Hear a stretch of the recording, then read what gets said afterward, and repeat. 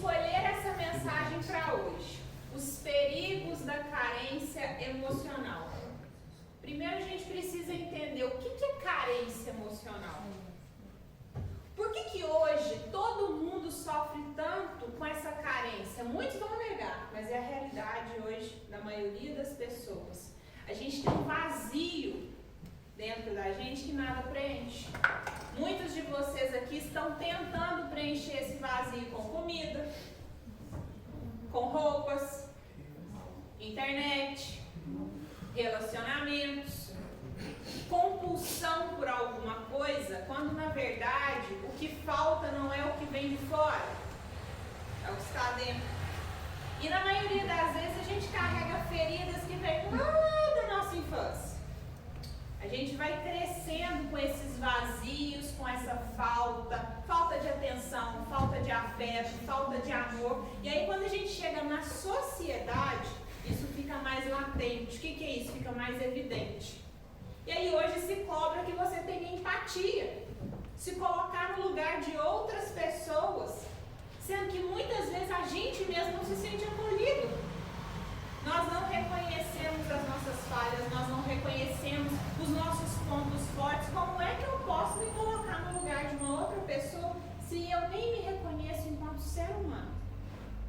Hoje nós estamos totalmente vazios. Por que hoje o Instagram, se a gente for olhar, é uma das maiores redes sociais que existem? Porque é uma rede social ilusória.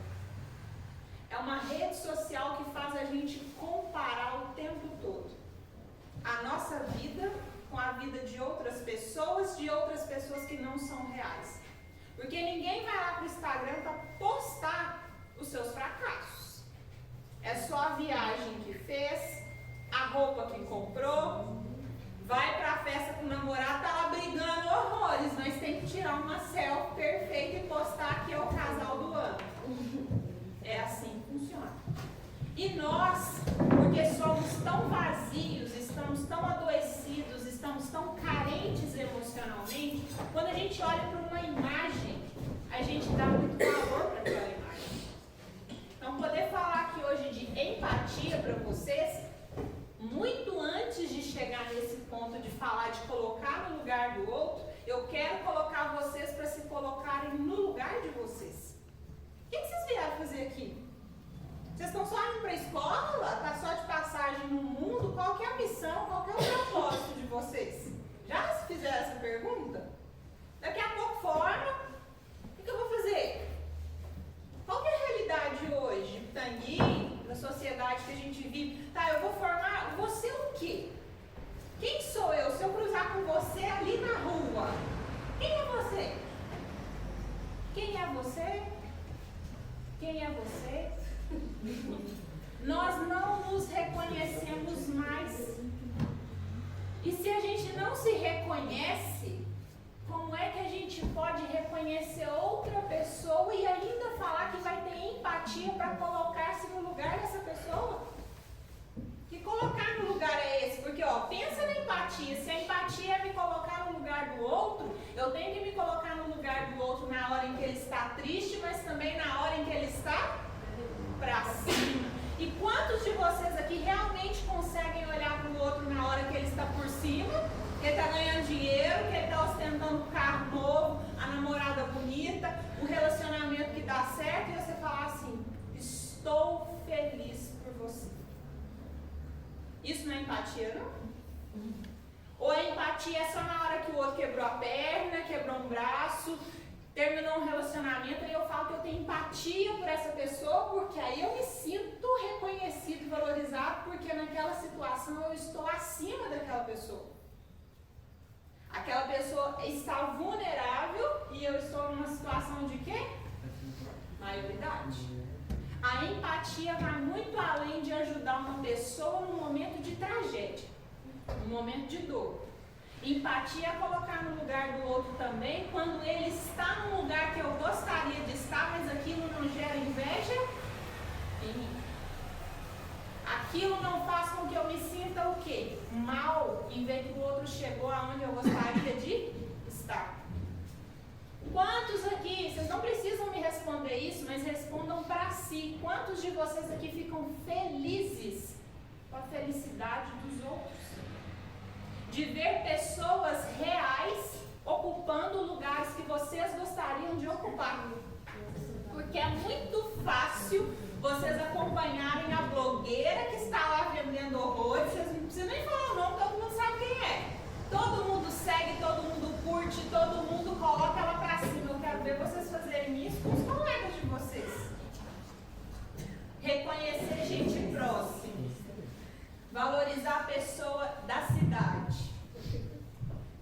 Reconhecer aqueles que estão do nosso lado. Esse é o desafio. Porque a inveja, vocês já pararam para pensar sobre a inveja? O povo tem a mania de falar assim, nossa, eu acho que eu estou sendo invejado. Eu acho que eu estou sendo invejado. Mas nunca reconhece que ele pode ser o próprio invejoso. É ou não é? Porque se tem tanta inveja é porque tem muita gente invejando. Concorda? Só que a inveja, ela nunca está, presta atenção nisso, a inveja nunca está de pessoas longe de você.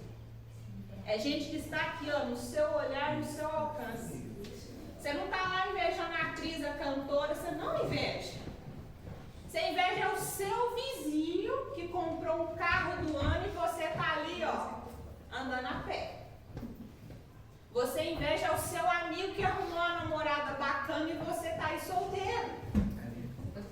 Você inveja as pessoas que estão do seu lado. Porque a inveja, ela diz de que na maioria das vezes? Eu não consegui ver com mérito que o outro chegou aonde eu gostaria de estar. Não pense vocês que a inveja vai vir de pessoas que estão distantes.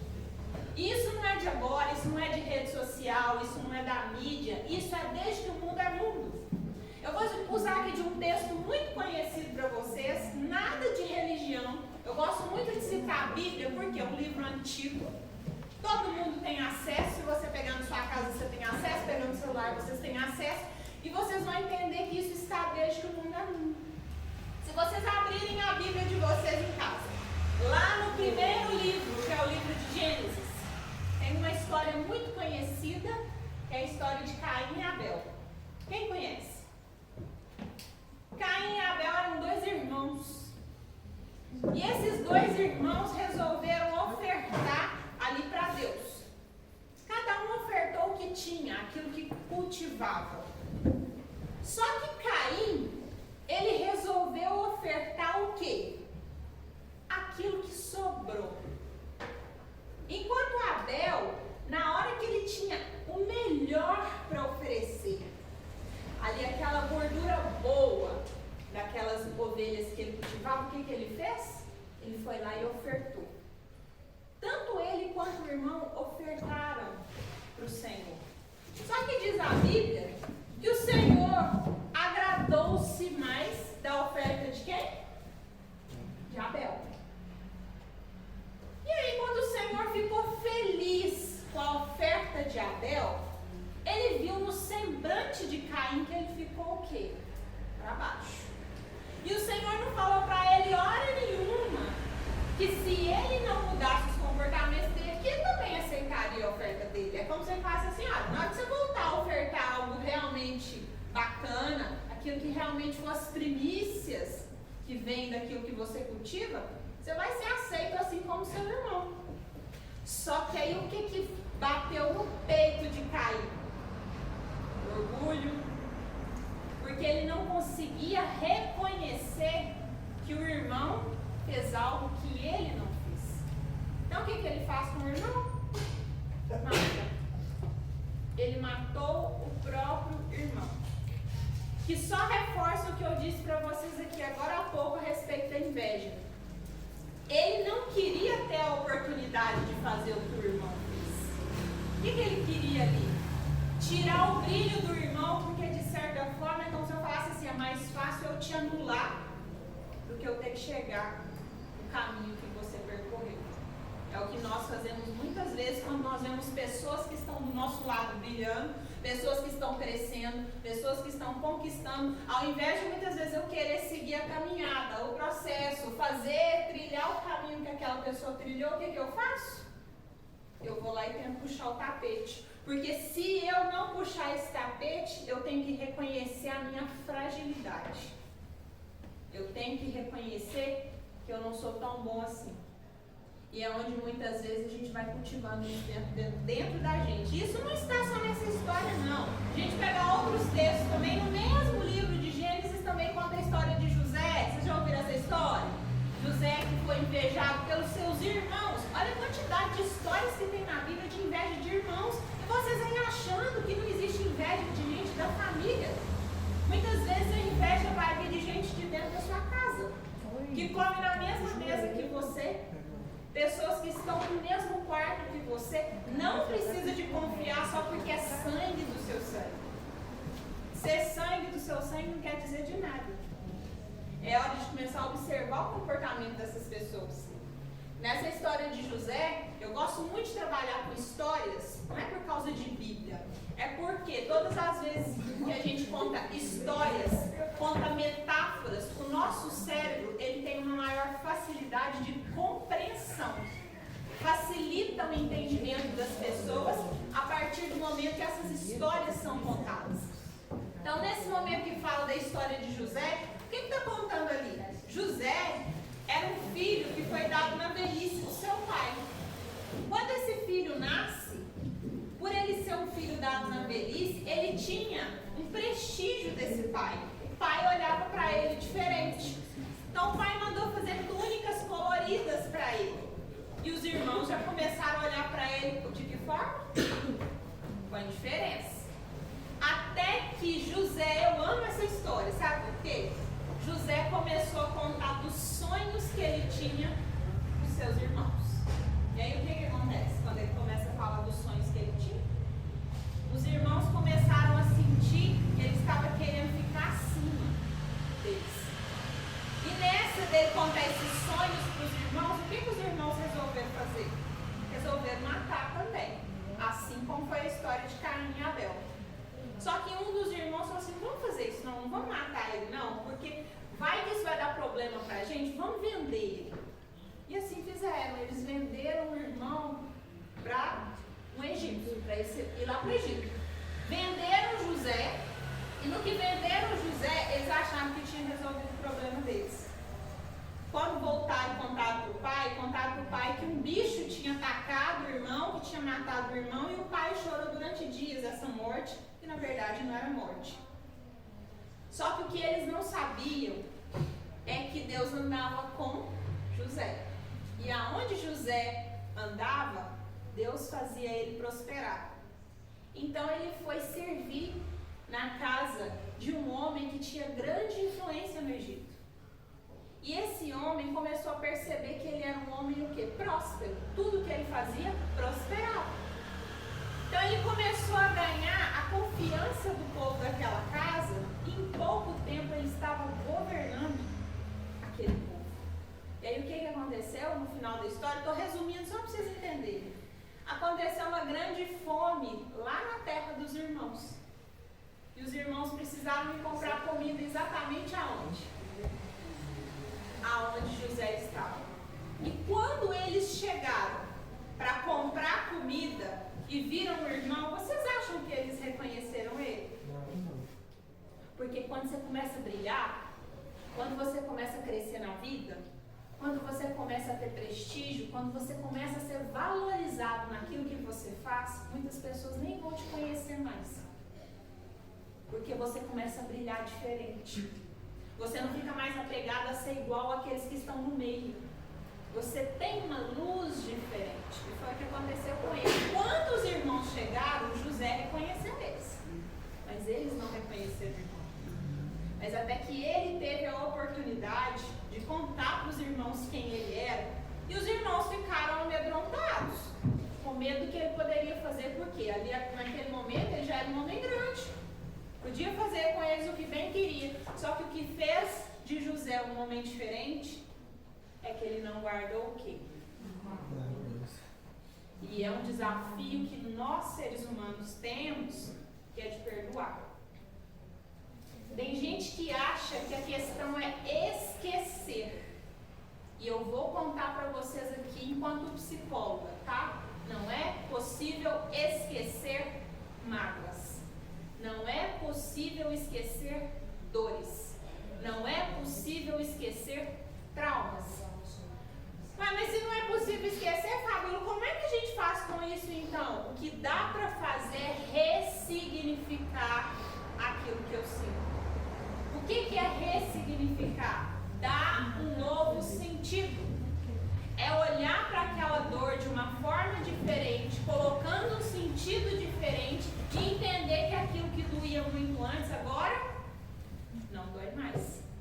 Para e pensa para você ver. Vamos imaginar que essa porta que está aqui, todas as vezes que vocês passarem a mão aqui, leva um choque, certo? Vamos imaginar que seja assim. Encostei aqui, tomei um choque. Se eu esqueço desse choque, o que acontece quando eu coloco a mão aqui? Choque. Então as memórias, elas são necessárias na nossa vida. É a partir das memórias que eu carrego comigo que fazem com que eu crie o que? Aprendizagem. Contudo, é você que às vezes conheceu uma pessoa, está num relacionamento, diante desse relacionamento que você está vivendo, terminou, aí está sofrendo. O que o pessoal chega no consultório e quer fazer? Esquecer. Como é que faz para esquecer isso? Não dá.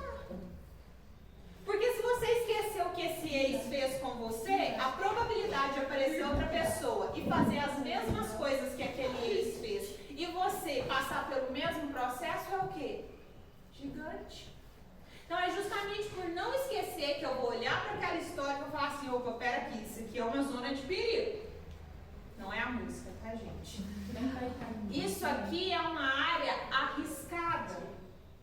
Se eu me envolver com essa pessoa e se tudo continuar do jeito que está, vai dar ruim igual o ano anterior. Viu como que as memórias são importantes? Eu preciso ter memórias, eu preciso ter lembranças, mas essas memórias não podem o quê? Controlar a minha vida. Os meus traumas não podem controlar a minha vida. As minhas carências e dores não podem controlar a minha vida, porque se eu deixo com que esses traumas, que essas carências controlem a minha vida, quando eu chego na fase adulta, eu me torno uma pessoa que eu não confio em ninguém. Todo mundo pra mim é uma ameaça. Eu vou para um relacionamento, eu não confio na pessoa porque eu tenho medo de ser traído. Porque lá atrás todo mundo me traiu. Às vezes os meus pais me traíram. Se eu não receber afeto dentro de casa, fica difícil de confiar em quem chega dando afeto demais. Você fala assim, o que essa pessoa está querendo de mim? É ou não é? Desconfiança. Porque eu não aprendi aonde? Na base. Então hoje é muito fácil, às vezes, a escola, eu não estou culpando a escola, ou qualquer lugar que me chama e fala, Fabíola, vem falar de empatia, vem falar de se colocar no lugar do outro. É muito fácil eu chegar aqui e falar assim, gente, empatia é colocar-se no lugar do outro, vamos aprender a conversar, vamos trabalhar a comunicação assertiva, quando o outro vier conversar com você, seja empático. Não é por aí. O buraco é mais embaixo. Antes de se preocupar em ter empatia pelo outro, se colocar no lugar do outro, é entender que lugar eu tenho ocupado no mundo. Eu tenho sido reconhecido, valorizado, para eu chegar ao ponto de reconhecer o que vem de outra pessoa? Eu sou escutado para poder chegar ao nível de escutar alguém? Você já vai parar, tem pessoas que às vezes você chega e vai falar de uma dor de cabeça, e essa pessoa é eu que estou com dor de cabeça e dor no estômago. É isso, é quem tem mais. Até dor o povo compete hoje. Nossa, eu trabalhei tanto hoje. Não, e eu estou trabalhando desde 3 horas da manhã. É ou não é assim? É comparação o tempo todo, porque parece que essa comparação deixa a gente grande. Nós estamos hoje numa sociedade de vaidade. O que é a vaidade? Esse reconhecimento excessivo do eu. O que eu penso é mais importante, o que eu visto é melhor, O que vem de mim é sempre maior. Então essa vaidade vai deixando o nosso ego de que forma? Eu viro o centro do mundo. E aí a gente vai falar de empatia. Como é que vocês vão olhar para o outro se vocês não estiverem olhando nem para si mesmo? Como é que eu posso pedir para vocês aqui se colocarem no lugar de outras pessoas se vocês não conseguem se colocar nem no lugar dos pais de vocês? Ou será que os pais se colocam no nosso lugar? Sempre tem essa pergunta. Mas é sempre a pergunta que todo mundo tem vontade de fazer. Falamos sobre isso ontem, né? Lembra que eu falei aqui que todos os nossos traumas, eles vêm lá da nossa infância? Trauma o quê? Eu acho que você que coloca o trauma no outro. Olha, como que é seu nome? Lívia. Quando você fala assim, e quando os pais não entendem? Quando os pais não nos entendem, a gente faz um exercício que é muito difícil, mas que é necessário. Colocarmos no lugar, aí lembra da empatia? Os nossos avós, não é nem dos pais, é avós. Porque a sua mãe e seu pai, eles não vão ter a capacidade de oferecer para você aquilo que eles não ofereceram dos pais que tiveram. Então, como é que eu posso cobrar da minha mãe que ela chegue e me dê um abraço se lá naquela época, com 10, 15 filhos, os pais criavam do jeito que dava? Eu acho que é a avó teve 18. Imagina uma casa com 18 filhos. É aquilo que colocava na boca de um, na boca do outro e vai dividindo aquela brigaiada toda. Então a sua mãe, por mais que ela até possa tentar, ela pode até tentar, mas se ela não recebeu lá atrás, fica muito mais difícil para ela de dar.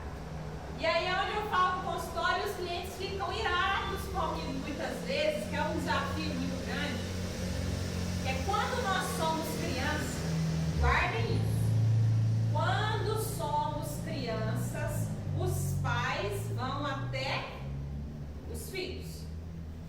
Depois que nós crescemos, o movimento inverte, os filhos é que vão até os pais. E a gente cresce, fala assim, fiz 18 anos, é um tal de ficar independente, ganhou autonomia, mas por dentro a gente vive igual criança birrenta e mimada, porque se precisar de chegar no pai e na mãe para reconhecer e pedir alguma coisa ali como uma verdade, a gente não faz, porque a gente fala assim, nunca fez para mim, eu vou fazer. Nunca me deu um abraço, eu vou dar. Nunca conversou comigo, eu vou conversar. É ou não é assim? A gente é muito birra. Crescemos, mas a nossa criança interior continua mandando na gente.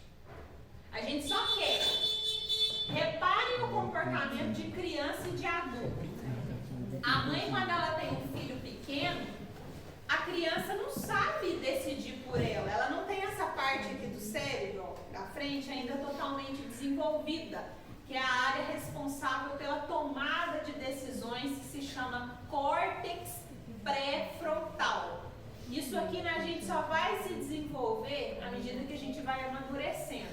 Então a criança, ela não toma decisão. É o pai que chega, é o pai e a mãe que chega e escolhe a roupa, o que vai comer, o que essa criança vai fazer. À medida que eu vou crescendo, eu vou tomando as minhas decisões.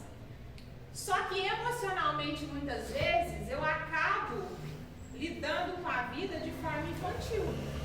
É vocês que tem gente aqui que está torcendo a cara, mas se começar a pensar nas relações que tem, vai entender do que eu estou falando. Vai para o relacionamento amoroso e fala assim, também nem para imaginar que eu queria ir naquele lugar, também nem para me mandar uma mensagem de bom dia, mas também nem para me chamar para ir no aniversário de fulano de tal. Expectativa infantil. Expectativa é algo que é a criança que carrega com ela. Chama uma criança para ir para o shopping hoje. Hoje é que dia? Terça. Terça-feira, chama ela para ir no shopping no domingo. Ela vai te perguntar de meia em meia hora se hoje é. Já é domingo? Já está na hora? Está chegando? Porque a expectativa é demais, ela não sabe esperar. A gente, adulto, não. Se eu virar para você e falar assim, vamos no shopping domingo? Eu espero. Só que às vezes nós vamos para os relacionamentos assim como as crianças, cheios de expectativas. E nas expectativas eu fico o quê? Esperando o outro. Aquilo que é uma expectativa minha. E se eu não verbalizo, se eu não falo, se eu não coloco para fora, como é que o outro vai entender? Como é que o outro vai saber? Na terapia cognitiva, nós usamos um termo que ele é muito falado, pouco entendido, que é a respeito da leitura mental. É o famoso bola de cristal. Como é que eu vou imaginar o que esta criatura aqui está pensando agora a meu respeito? Eu posso até deduzir algumas coisas, mas é a hora que eu falo que nós, na postura de adultos e não de crianças, temos que começar a confrontar os nossos pensamentos. O que é confrontar pensamento? Ela está olhando para mim meio torto. Eu estou achando que ela não está indo para a minha cara. Olha lá. Ela é assim mesmo. Aí a outra já está tentando amenizar a situação. Ou seja, eu estou fazendo leitura mental. Eu nem conversei com ela. Às vezes o dia dela foi ruim. Às vezes ela brigou com a mãe dela lá na casa dela. Ela está aqui pensando o problema lá na casa dela. Mas eu, olhando para ela, eu estou o quê? Julgando uma situação. Eu não sou adulta que a minha criança entra em cena e fala assim, lá. Nem vou mais olhar para a cara dela. Ela passa por mim na rua e fala assim, mas a Fabiola tá estranha. Aí a criança dela também é ativada. Eu não converso mais. E aí quando você vai ver, as duas não estão conversando, não tem nenhum motivo. Não tem uma explicação porque faltou o que? A maturidade do adulto chegar assim, tá tudo bem hoje? Aí às vezes a pessoa dá até uma antenada e fala assim, nem te vi. Já aconteceu isso com vocês? Porque comigo é direto. Ainda mais que não enxerga o povo muito de longe. Aí na hora que eles vêm e falam, o que você me viu? Eu falei, não vi não. Não vi onde você estava. Ou seja, começar a confrontar, perguntar, questionar. Quem é que tem facilidade de comunicação? De falar o que quer, o que deseja, o que precisa, com clareza. Porque eu falo que o que nos difere dos animais é a nossa comunicação, só que a gente não usa mais a comunicação. Hoje o mal do século é o WhatsApp. Para e pensa na história dos nossos pais. Eu falei isso ontem com os meninos lá na escola, né? Na época dos nossos pais, o povo se comunicava por carta, gente. Você mandava uma carta hoje, esperava uma semana, 15 dias a pessoa responder aquela carta. Na hora que respondia a carta, você ia dar uma contra-resposta, ficava meses paquerando. Aí vem uma tecnologia absurda chamada WhatsApp, que você pode falar em chamada de vídeo com as pessoas em tempo real, gente que está lá do outro lado do mundo. E aí hoje quando alguém te liga para fazer uma ligação, o que você tem coragem de fazer? Não atender. Você está com o celular na mão, não atende o telefone e fala assim, depois eu mando uma mensagem. É ou não é assim? Porque nós perdemos a habilidade de quê? Comunicar. Pega o WhatsApp de vocês hoje, a grande maioria que se comunica por figurinha e emoji. Aí fica aquela conversa que se alguém de fora não tiver um mínimo de intimidade com vocês, não sabe nem o que vocês estão comunicando. Porque tem meme pra tudo, tem figurinha pra tudo, tem emoji pra tudo. E aí na hora que chega na escola, vai fazer uma prova, não sabe conversar, não sabe colocar as ideias em ordem mesmo, por quê? Não tem palavras mais para decifrar, quase que a professora pede uma frase completa e vocês começam a desenhar. Os emojis do WhatsApp. É o nível de comunicação em que nós estamos chegando. Hoje, quando você chega em restaurantes, você vai nos grandes restaurantes, as pessoas estão sentadas em mesas maravilhosas,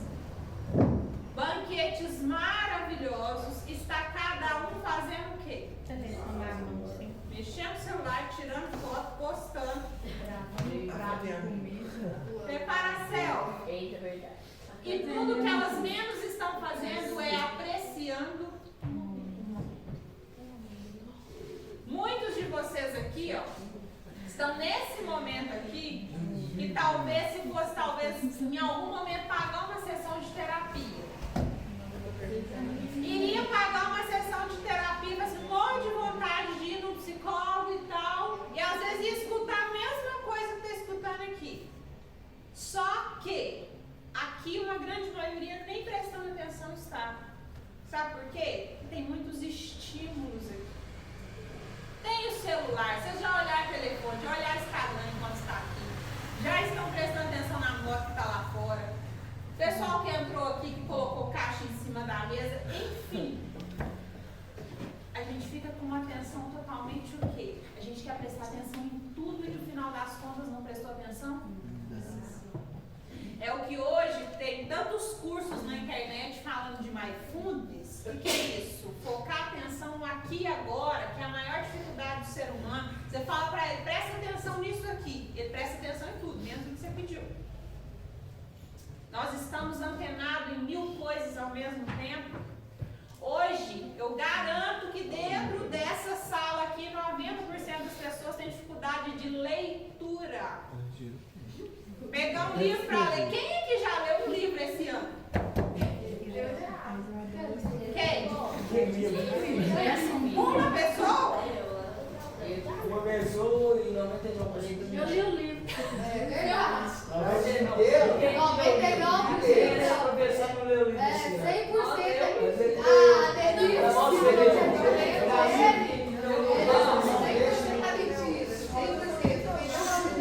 Olha só, quantas pessoas tem aqui? Presta atenção. Tem 23 pessoas nesta sala. Apenas uma pessoa está dizendo que leu o livro inteiro e o resto está falando que é mentira. Quem que leu? A Lívia. Tá.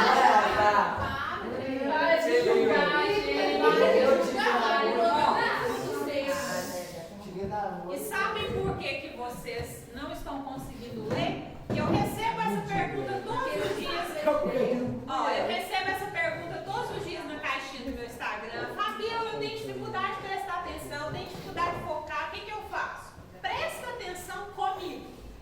Você pega o seu celular hoje, é aquele monte de luzes. Repara o Instagram, por exemplo, é tudo muito colorido, tudo cheio de estímulo. Tudo que você vê no seu celular é estímulo sensorial. Seja no celular, seja na tela da sua televisão, do seu tablet, qualquer tela é estímulo sensorial.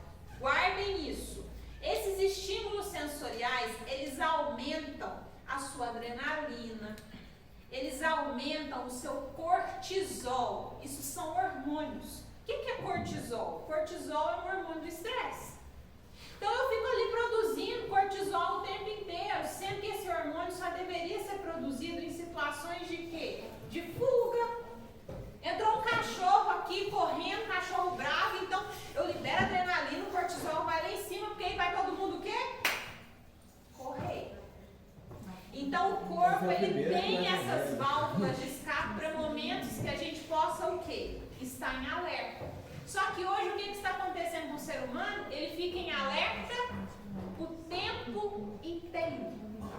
Eu estou em alerta o tempo inteiro, então eu estou viciado no meu telefone, porque meu cortisol, minha adrenalina só fica alto. Então eu estou viciado nisso aqui, ó.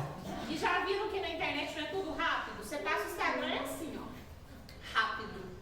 Então é tudo estímulo rápido. Eu fico igualzinho a um viciado de cocaína. Eu trabalhei durante 2 anos numa clínica de recuperação para dependentes químicos. Só tinham homens lá, usuários de crack, cocaína, maconha, bebida, enfim. Essas pessoas são muito julgadas na sociedade pelas drogas que elas usam. Só que se nós formos olharmos a nossa realidade, nós somos piores do que eles. Porque muitas vezes quem usa a cocaína, às vezes, não tem acesso a ela todos os dias e nem toda hora. E o que a gente faz com o nosso celular? Toda hora. A droga é tão grande que, às vezes, você acabou de olhar seu Instagram, seu WhatsApp, você coloca ele no bolso, passa 5 minutos, o que você faz? Olha tudo de novo. Por quê? O seu cérebro está pedindo a droga. O seu cérebro está pedindo pelo estímulo. Então aquilo ali é tudo tão rápido que quando eu paro para fazer uma coisa lenta, não me dá prazer.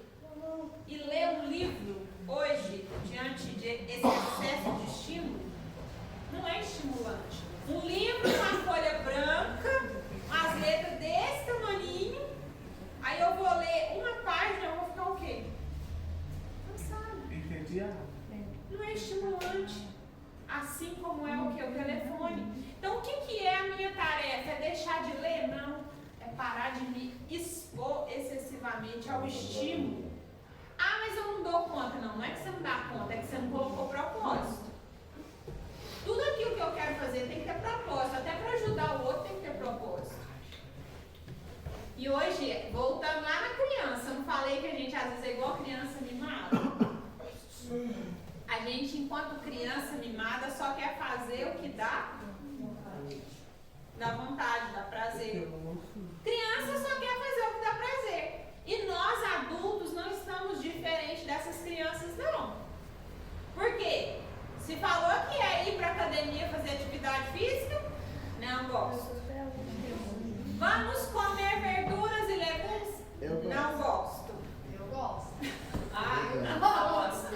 Eu gosto. Vamos ler um livro? Ah, não, que tédio. Mas chama a galera, por exemplo. Pra comer um sanduíche.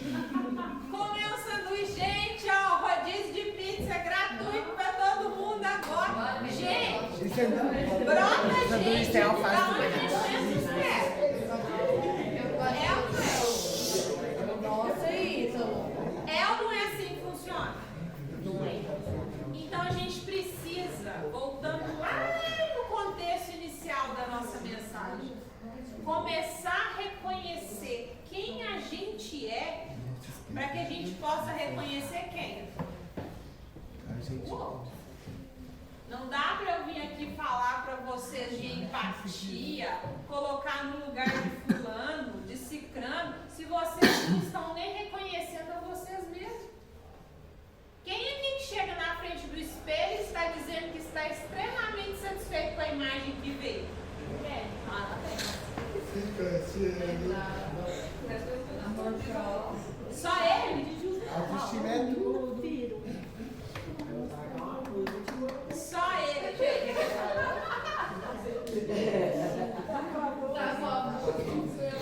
Ela Jurássica, Oi, você vai deixar eu cair isso? Para de puxar a cadeira. Pare e pensa. Ai, já é a terceira vez. Pare e pensa. Se eu não estou reconhecendo a minha imagem, reconhecendo quão importante eu sou, reconhecendo as minhas habilidades, reconhecendo tudo aquilo que é o meu ponto forte, como é que eu vou reconhecer isso em outras pessoas? Vira só um status de comparação de quem faz mais, quem faz melhor. Vocês já pararam para pensar qual que é o limite de vocês? Quando que vai estar bom? Quanto de dinheiro eu vou precisar ganhar para ser o meu limite bom? Qual vai ser o carro que vai ser o meu limite para falar assim, esse é o carro que realmente me sacia? Qual que vai ser o tamanho da coxa? Porque hoje é assim, né? O tamanho da coxa, o tamanho da bunda, da perna, não é assim? O carro tem que ser tudo o quê? Comparativo. Nunca que dá suficiente. E o mercado investindo nisso. Querendo vender coisas pra gente o tempo todo. Porque a carência, ela não está fora. É dentro. Enquanto eu não me reconhecer, eu não consigo reconhecer o outro. A gente perdeu a habilidade até do olhar. As pessoas hoje estão tão adoecidas, tão vazias, elas não conseguem mais se olhar.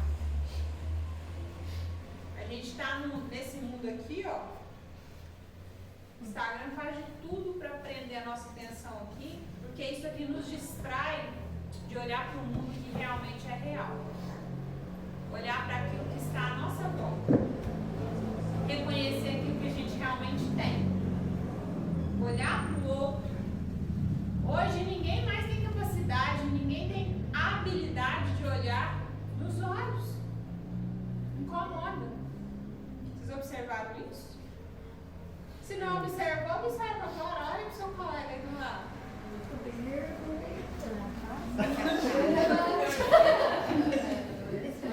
É um exercício.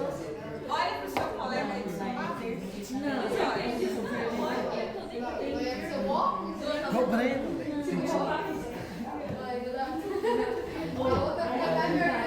Aí essa hora é a hora que o povo começa a rir, baixar a cabeça, conta piada. Olha nos olhos de quem está do seu lado. Quem falou isso? Se você olhar olhando muito pra rindo, você vai rindo na casa dele. E aí começa aquele riso, né? É a hora que começam os risos e os risos.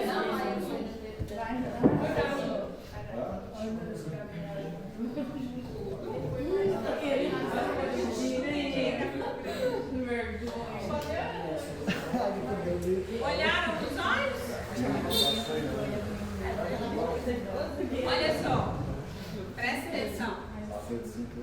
Esse riso de vocês aí é um riso de vergonha. Quando nós estamos envergonhados, sem palavras, a gente começa a rir.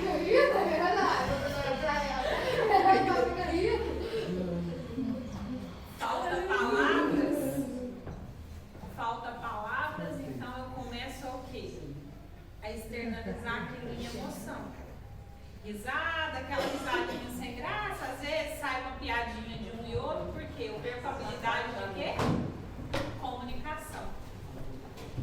E nessa que eu perco essa habilidade de comunicação, eu começo a lidar o quê? Com emoção. Então isso aqui precisa ser uma reflexão para ser deixado para vocês. Que a minha função de vir aqui hoje não é de dar resposta para ninguém. Não é que você saia daqui, nossa, eu escutei hoje uma palestra que respondeu todas as minhas dúvidas. Não. Um bom profissional, um bom psicólogo vai ser aquele que vai fazer vocês refletirem, repensarem, questionarem, porque são os questionamentos que são feitos para a gente que fazem com que a gente vá encontrando as respostas ao longo da vida. Cada um vai ter sua resposta. Às vezes aquilo que funciona para mim não é o que vai funcionar para ela, nem para ela. Não existe uma receita mágica que vai funcionar para todo mundo. É eu ouvir uma mensagem e entender o que aquela mensagem quer falar comigo.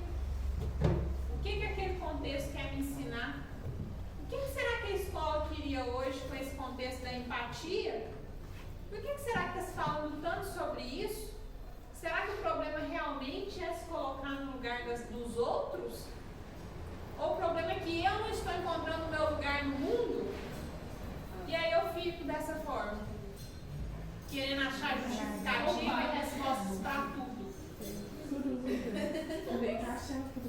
Isso também é identidade. Ele nem chegou, vocês já sabem quem segura a corrente, piada. Personalidade. Sem ele nem chegar, já sabia quem era. E vocês? As pessoas conseguem reconhecer vocês quando vocês chegam? Sim, já cheguei. Eu sou reconhecido pelo quê quando eu chego? Cabelo de psicólogo. Durante muito tempo eu quis esse título, hoje não mais. Vou dar um exemplo para vocês. Eu me lembro que quando eu era criança, adolescente, até antes de entrar para a faculdade, eu não tinha título. Eu era conhecida como a filha Da Ana do salão. Minha mãe era uma das cabeleireiras mais antigas que tem na cidade. Mais de 30 anos de profissão. É minha cabeleireira, tá, gente? E eu trabalhei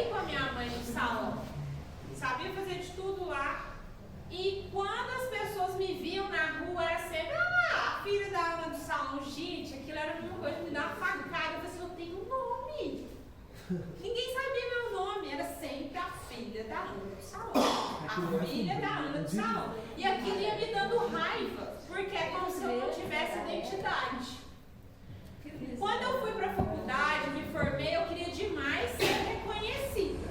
Queria que as pessoas me vissem como psicóloga. Hoje, quando eu cheguei aqui, você vê, ninguém, a não ser a classe, vamos dizer assim, mais antiga, né? Mais vivida, digamos assim, me reconhecem como a filha da Ana do salão. Mas a maioria aqui me conhece como o quê? Fábio psicólogo, Fábio do Instagram. Hoje eu tenho esse título, só que ele me pesa muito. Ser psicólogo pesa, assim como qualquer título. Ciúmes em relacionamento hoje no vídeo lá. Necessito. E qual o título? E qual a identidade que quer ser reconhecida? Ah, vamos chegar lá. Eu vou contar para vocês o porquê. Por que pesa isso? Porque hoje, quando você tem um título na sociedade, as pessoas te cobram para ser visto exatamente conforme o seu título. Exemplo, a minha mãe na função de cabeleireira, onde ela chega, as pessoas vão começar a reparar o que dela? Ela fica desorientada quando ela vai na padaria. Fala, mãe, vai, não posso, aí tem que arrumar o cabelo, porque vai na padaria. Eu vou à padaria. Se eu encontrar com fulano, eu não sou psicóloga aqui agora, tem que conversar na rua, ih, como é que você tá? Nossa, hoje eu não tô boa, não. Nossa, eu briguei com meu marido e tal, não sei o quê. Não é mesmo e tal? Não é assim que flui a conversa? Deixa a psicóloga chegar lá na padaria e fazer essa mesma conversa. Oi, tudo bem? Não, tô bem não. Hoje eu briguei com meu marido, foi um arranca-rabo em casa e tal. Gente, ela não vai esperar chegar na casa dela. Se ela não postar isso, tá? No Instagram dela, fala assim, encontrei com a Fabiola psicóloga hoje na padaria. E ela tava falando que tava mal com a cara. Você não pode mais ficar mal. Você não pode chorar. Você não pode ter problema. A última cólica de rins que eu tive, que eu fui parar no hospital, que eu cheguei, todo mundo me conhecia, eu cheguei lá gritando, o povo olhou e falou assim, que é isso? Eu tava com dor. Mas estava todo mundo olhando pra mim com julgamento, porque parecia que eu não podia o quê? Sofrer. Então os títulos que a gente carrega têm pesos. Às vezes a gente sonha muito por alguma coisa, que às vezes esse é um preço muito alto que você vai pagar. É o professor de português que chega na sala e não pode o quê? O aluno fica esperando. A hora que ele vai o quê? Escreveu a palavra errada. Era o sonho que a gente tinha na escola quando a Zélia chegava e o quê? Hoje ela vai errar. Por quê? Porque a gente se cobra isso o tempo todo. E nessa cobrança, muitas vezes, a gente cobra tanto uma perfeição que a gente deixa de ser o quê? A gente mesmo.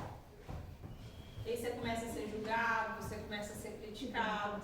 É a professora que vocês vão encontrar na festa e se ela beber um pouquinho mais e perder a livre, ah lá, Luana, vocês viram? Gente, professora!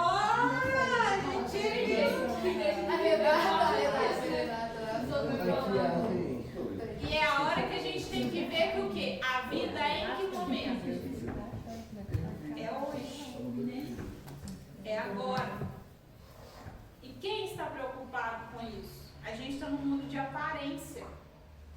A gente já não é mais nada. A gente fica o tempo todo passando aparência para os outros. Querendo ser aprovado, ser aceito, ser validado. E nessa de querer ter aparência o tempo todo, isso tem um peso muito grande pra gente. Por quê? Eu tenho que ser aceito a todo custo. Eu tenho que participar de um grupo. E às vezes para participar de um grupo, aquilo tem um preço muito alto. Isso vem tudo na nossa vida. Então é hora que vocês têm que começar a se perguntar qual que é o grupo que eu quero pertencer. Qual que é o grupo que eu vou pertencer e qual que é o preço que isso vai ter para mim? Avaliar isso. Quais serão as consequências disso em longo prazo? Tem consequência ou não tem? vida vai ficando o quê? Mais leve. Eu me lembro quando eu comecei no Instagram, fui a primeira psicóloga da cidade a fazer vídeos para colocar no Instagram. E quando eu comecei eu tive muito medo. Tanguí tem 30 mil habitantes, cidade pequena, todo mundo vai jogar pedra em mim. Ficou doida. Só que o que eu não sabia é que as pessoas estavam carentes de informação. E foi muito bem aceito, eu assustei com isso. Só que com essa de que eu assustei esses vídeos, as pessoas começaram a querer cada vez mais. E aquilo foi subindo o quê? A vaidade de quê? Aí eu fui querendo fazer mais, eu fiquei escrava de quê? De uma plataforma que não me pagava R$1. E aonde eu ia, ninguém me via mais como que pessoa, era só a Fabíola que respondia perguntas, a Fabíola que isso, a Fabíola que aquilo, e aí eu fiquei escrava de um personagem que eu mesma... Hoje, eu estou no processo de desconstrução disso, na minha rede social, quem acompanha sabe disso, que tem sido muito pesado para mim, porque hoje, como eu já tenho autoridade naquilo que eu falo, tem um monte de gente lá que já está contra o que eu tenho falado. Por quê? Porque eu não estou mais a fim de agradar ninguém. Eu estou lá para ser quem eu realmente sou. Por isso que eu compartilho a minha vida pessoal, aquilo que eu tenho feito, aquilo que tem feito sentido para mim, porque eu vejo que quando a gente fica engessado somente uma área da vida, que é o que muitas vezes a gente se cobra, do profissional, a gente perde a nossa identidade. E o que nos faz perder a nossa identidade tem um preço muito alto que a gente paga, que não vale a pena. Aonde você não puder ser você mesmo, não invista.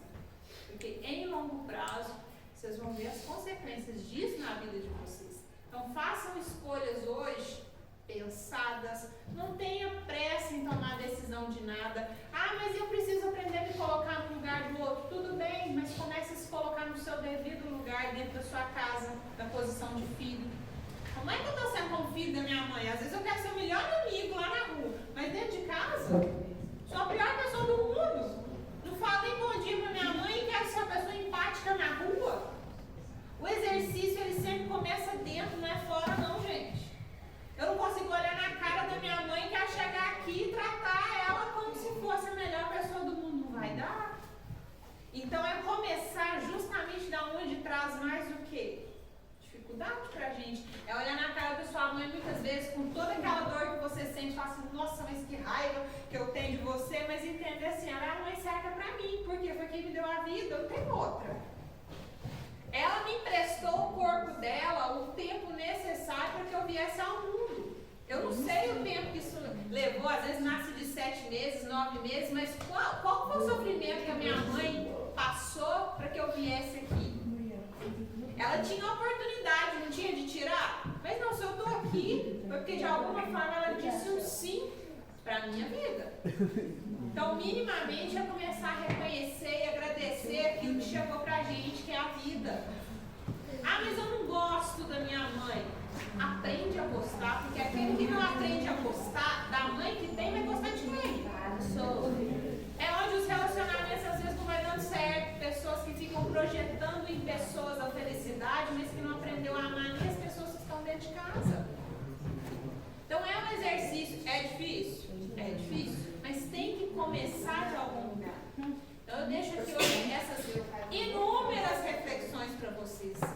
Espero que essa mensagem de alguma forma tenha feito sentido para vocês. Que vocês tragam algumas reflexões, questionamentos e que todo mundo possa sair daqui com um direcionamento e pensando também em propósito, missão. O que eu vim fazer aqui? Será que eu vim só ocupar lugar? Ou eu preciso encontrar qual que é o meu lugar no mundo? Eu preciso encontrar a minha missão. Eu preciso me conectar com a minha história para que a minha vida realmente possa voltar a fazer sentido. Ok?